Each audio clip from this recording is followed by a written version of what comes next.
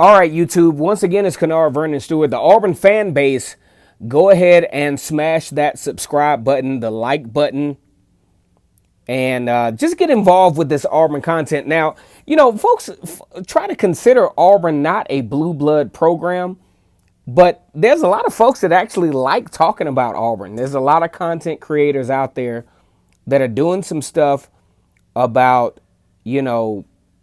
Auburn football and where we're headed, because this is such a pivotal part of the program. You got a brand new head coach. You got basically a brand new assistant coaches in the regime. The only coach that was retained from this program from the prior period was Carnell Williams. Now, I can see why he retained Carnell Williams. I can also see why he didn't retain the other guys who weren't necessarily bad guys. The only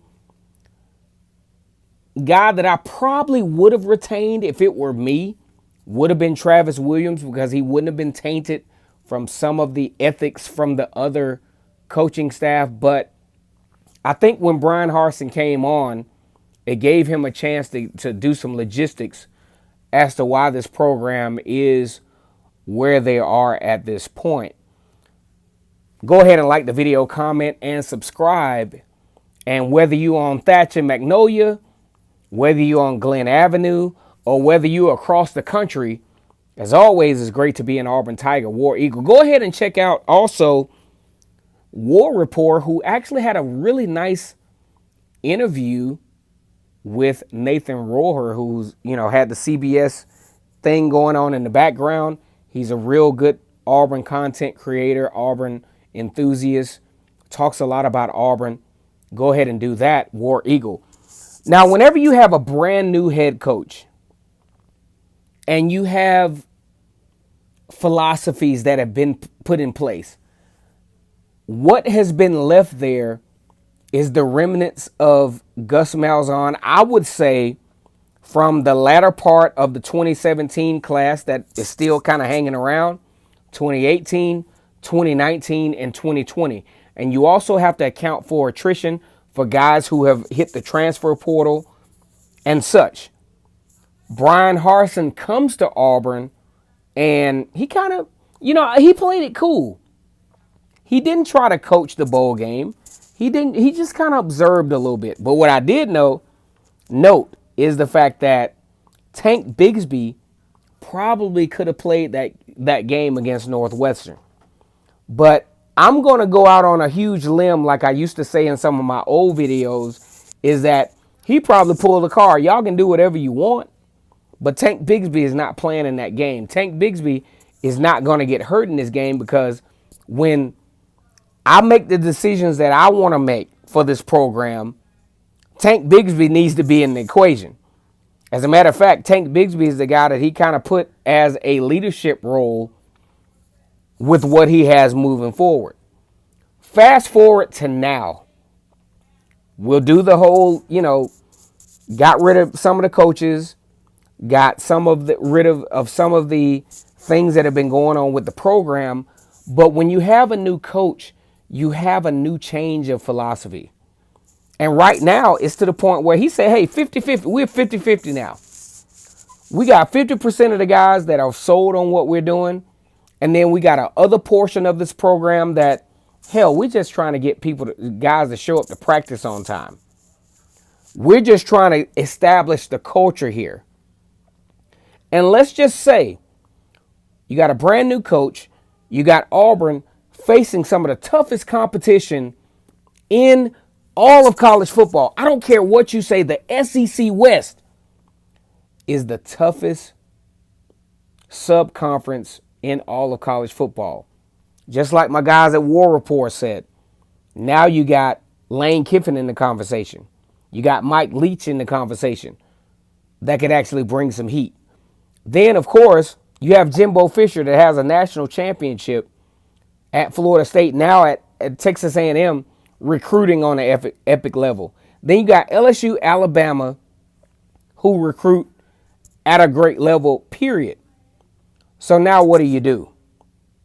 You have to see in all levels of high level performance, discipline is the key.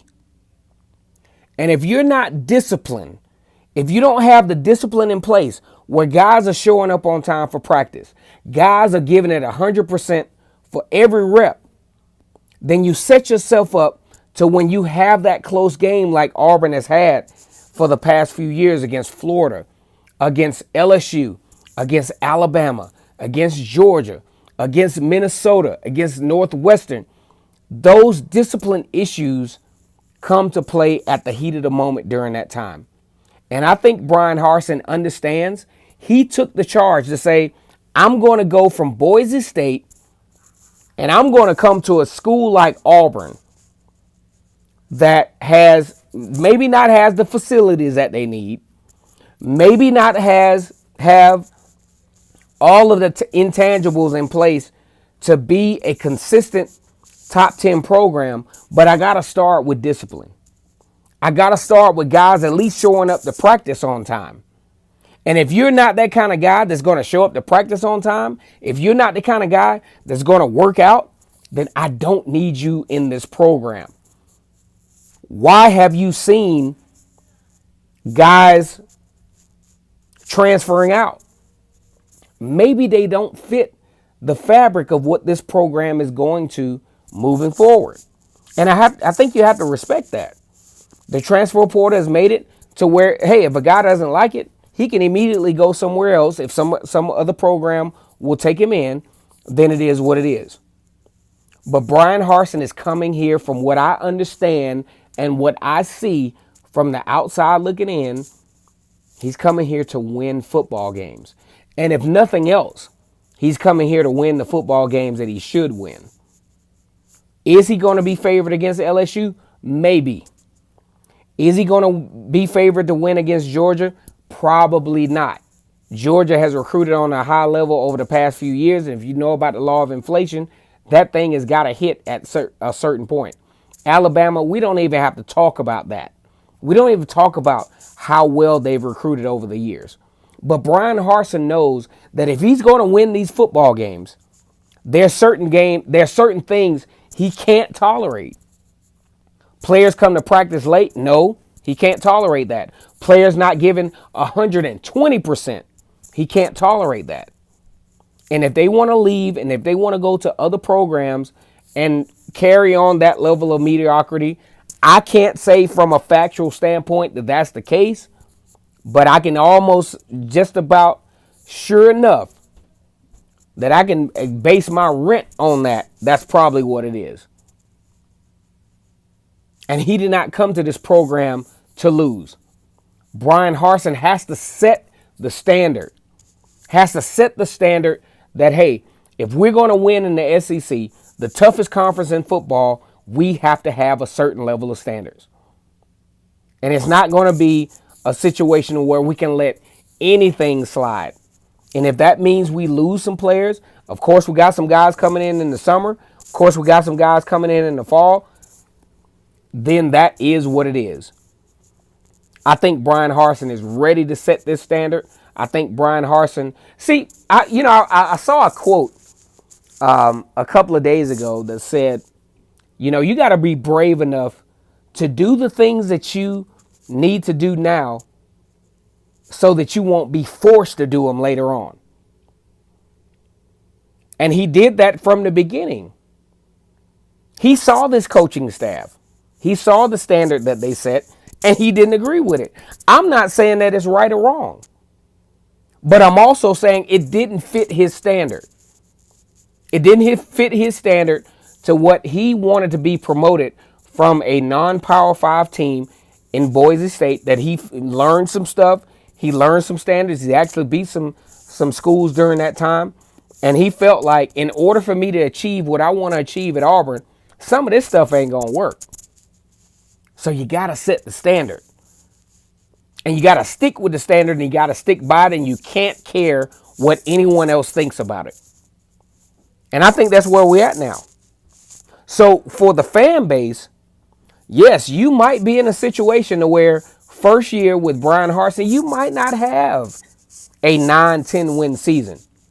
or SEC West championship right off the bat. But in my opinion, that might not even be what you want. You want some developmental things to happen to where long term, from a standard standpoint to what Auburn is going to bring into this program based on the mentality of Bryan Harsin and his staff, that's what you want.